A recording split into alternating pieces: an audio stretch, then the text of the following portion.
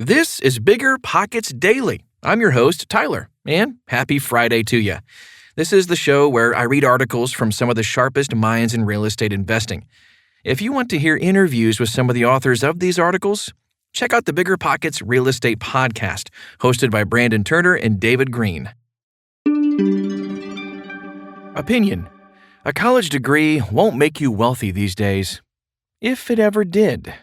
By Whitney Hutton. We aren't saving for our daughter's college education. Matter of fact, we had a 529 set up and we cashed it out. And yes, I'll tell you what we did with it here in a minute. Now, call me crazy, but for our family, this is the best choice. It's not that I don't believe in the value of good education. I agree with my colleague G. Brian Davis that college can be an important step to building lifetime wealth. However, to be a great investor, a college degree is not required. I will say I've made a lot of money and traded less time for dollars, flipping properties, and my banker has never once asked me if I have a college degree. Simply, I just don't believe that going to college is the key to being wealthy. College isn't for everyone. For starters, not everyone is ready for college when they graduate high school. Maybe they don't know what major they want to pursue, or maybe they are wholly unprepared for the classroom experience. I was a straight A student in high school, yet racked up my first C in college, freshman chemistry. I didn't adjust well, going from a class of 25 to 500.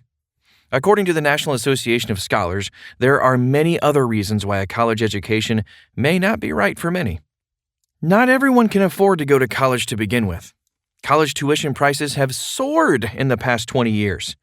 Although there are so many ways to pay for a college education, most students will have to take out debt to cover their tuition bills in an amount that may be a crushing blow to their ability to generate wealth later in life. Case in point, I have one previous colleague who has racked up $182,000 in debt. They are not a doctor or vet, yet makes $55,000 annually. That debt alone is crushing their ability to get ahead.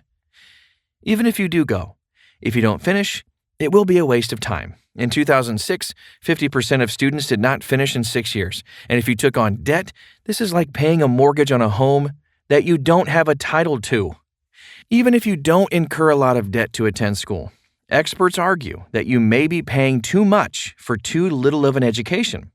There are many open source and online programs that are cheaper or even free that rival many 4-year programs. My friend's husband is a serial entrepreneur, and he made his first $1 million by having a great idea, not a great degree.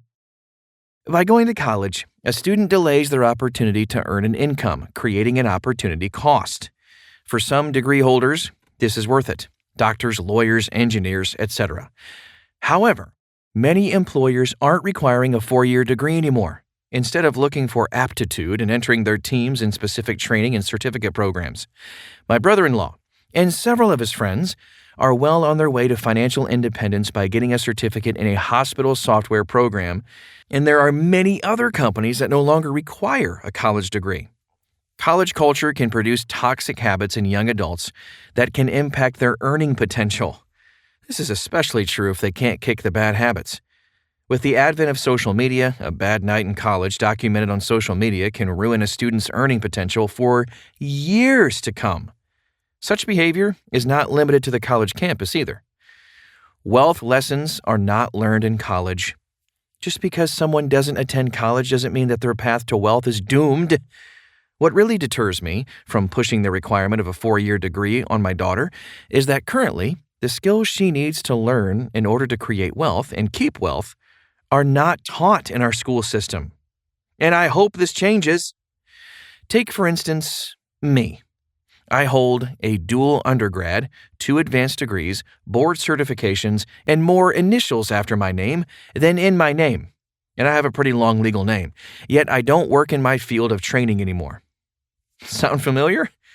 Let's hypothesize that my college education was critical in some fashion to my path to wealth. I ask why.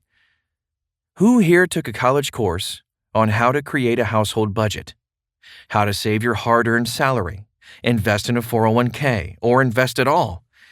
I know I didn't.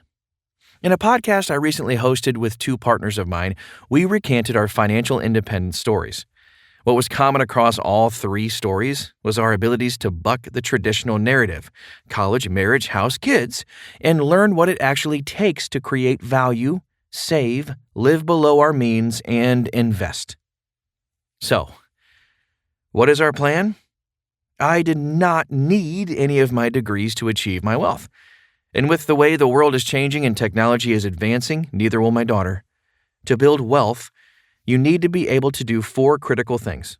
Learn how to create value, store that value, save, live below your means, invest the difference wisely.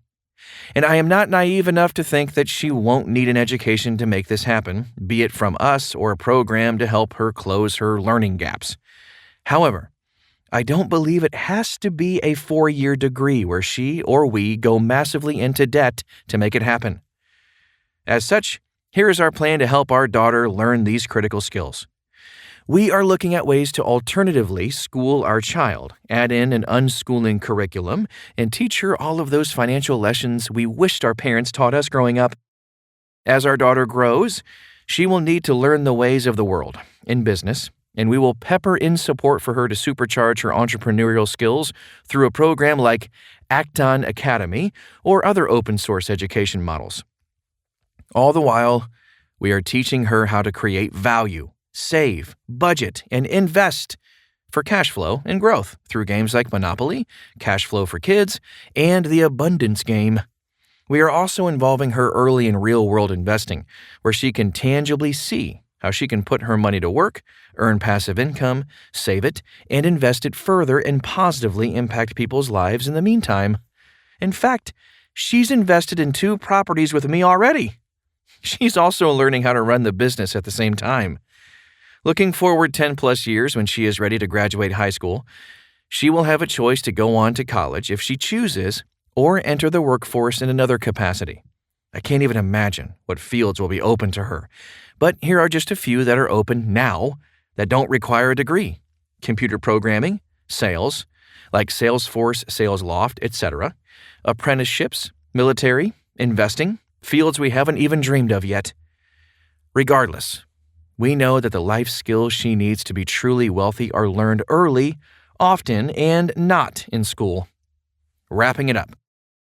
I'm not arguing that someone should not go to college if they have the drive and can afford to do so, only that going to college doesn't guarantee wealth. Creating wealth boils down to learning how to create value. Save that value you created, live within your means, and trade that value creation for streams of income. This type of education is invaluable. I know many of you are dying to know what we did with the 529 plan we cashed out. Well, we bought our daughter a rental, one that cash flows and stands a reasonable chance of appreciating. She helps manage this house, yes, even at 8 years old. By the time our daughter graduates high school, she can either sell it and pay for her college degree if she chooses to go for one, or she now has a nest egg, along with all of the financial wisdom we can teach her to launch her investing career. Either way, she wins. There you have it, another episode of BiggerPockets Daily in the books. Interested in taking your learning to the next level? Register for a free webinar. They're live, they're free, and we do them every week. Sign up at biggerpockets.com/webinar. And I'll see you back here tomorrow.